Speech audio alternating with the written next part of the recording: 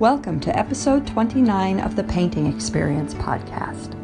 Listen as founder Stewart explores the potential of the emerging field of process arts and shares inspiration from his ongoing workshops and retreats. Today, Stewart returns to the persistent topic of critical voices. We know them so well, but what are they really trying to tell us? You'd think that they would die down after a while. The critical voices.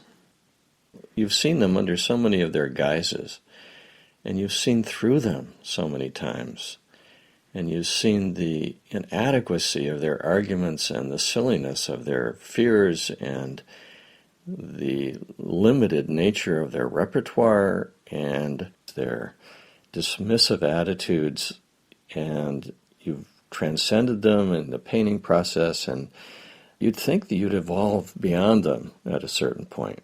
You're a meditator, or you're a painter, or you're a creative person, and why are they still showing up?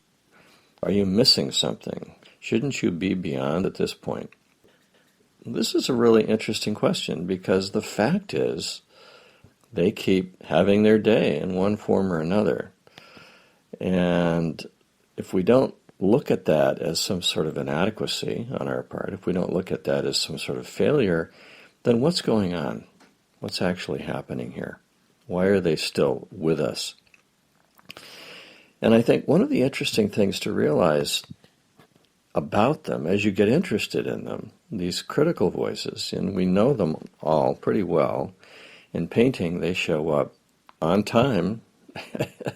They're very punctual. And they say, it's not good enough. It's trite. It's really silly. You don't have the skill to paint that. And it's definitely the wrong color anyway. And they're comparative, and they're belittling because they compare you with other people, and they tell you that you don't have it. The other people have it. You don't have it. There's a whole litany that they have. But the interesting thing about that litany is it's very, very limited. When you think about it, the vocabulary is pretty small because the intent is so small. And that may be the most interesting thing to realize about these critical voices, is that the intent is just a one-trick pony. It has one goal in mind, which is basically to undermine your creative action, to convince you that it's not worthy of you to go forward and that it's not worthwhile. It's dismissive, it's disheartening, it's disempowering, and it's disengaging. Recognizing that is very interesting because it's the same for everyone. We think this is an original voice. We think it's our voice. Right? We hear it, it shows up, we're painting along, and then, I don't like that color. That's not what I wanted to paint, or, I think there's a face there, but I don't know how to paint a face. I can kind of see it, but I'm not going to bring it out. It's not important to do that. And we take those so personally, like they're our voice. That's us speaking. But what's so interesting about it is that not only is the vocabulary incredibly limited, because it keeps saying the same thing over and over in different guises, but it's the same for everybody. That's amazing when you think about it, because I see this as I'm working with people in the creative process. Everyone comes up against these voices, but it's the same voice. It's not even personal. It's not even individual. How could it be? It's the same words. I'm working with somebody and he tells me, oh, this painting is so trite. And then a moment later I'm working with someone else and she says, this is such a cliche. And then I work with somebody else and they say, oh, this is just so superficial and stereotypical. This is amazing. It's the same voice for everybody. Which then, of course, stimulates the question, well, whose voice is it? If it's the same for everybody, it's not only is it limited in its vocabulary, but it's the same vocabulary for everybody. Whose voice is this, after all? That's a pretty big question.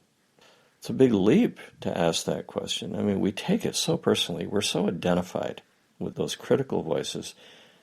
We believe them to be ourselves. Now, when you look at the other side, the fact is these critical voices don't exist in a void. They exist in a relationship. They are a response to the arising of the creative imagination.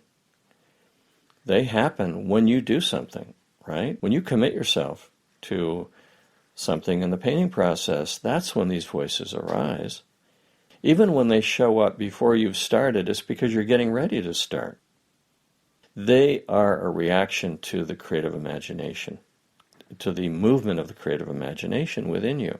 And so it's when you dare to do something that's individual, that is your own, that is unique to you, that they get riled up. That's when they start to gather steam. That's threatening to them. When you think about it, it's your own daring to show up, your own daring to allow your individuality. In fact, your own process of individuation is what stimulates the critical voices. And that's powerful to see, because then you realize there's a dance going on here, that there is this process of individuation, right? There is this evolution of your own soul daring to take form, daring to come into form, daring to take on its own unique potential and to show up in the world and to be individual, not to take on a stereotypic personality, transcending the fear of one's own individuality. Yet there is that fear, and these critical voices are the voice of that fear. And it seems to be impersonal. There seems to be a resistance to the very act of individuation. Your willingness to paint your own imagery and to allow your own forms to come through and your own way of painting to become more explicit and more defined and more you is somehow threatening to this rather impersonal force. And so there's this dance going on. And I think if you recognize that, it really allows a different relationship to critical voices. And it's not that they go away. You come to hold them in a different light. And you come to realize that the intensification of critical voices is announcing something. It means that you're close to something.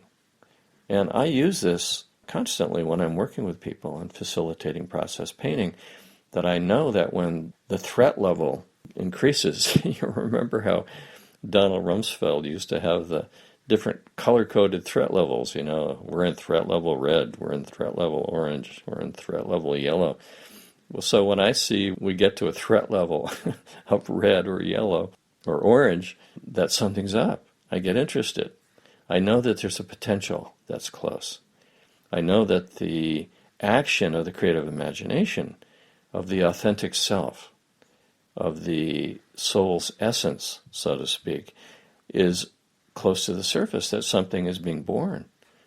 We're about to do something in the painting that we don't recognize and that we're not in control of, and that is not coming from some sort of wish to look good and wish to have others appreciate and the small motives for doing something, and that there's a potential really, really close when the threat level increases and therefore the critical voices get louder. And so recognizing this, they become useful to you. They become something in which you become interested in. You say, oh, look at that. There's that critical voice again. Wow, it's very intense right now. Something's up. I wonder what I'm doing that's right. It means you're doing something right. So instead of getting entangled with the critical voices and trying to transcend them and trying to talk yourself out of them and give yourself affirmations, you want to find out what is it you're doing that's threatening them and do more of it.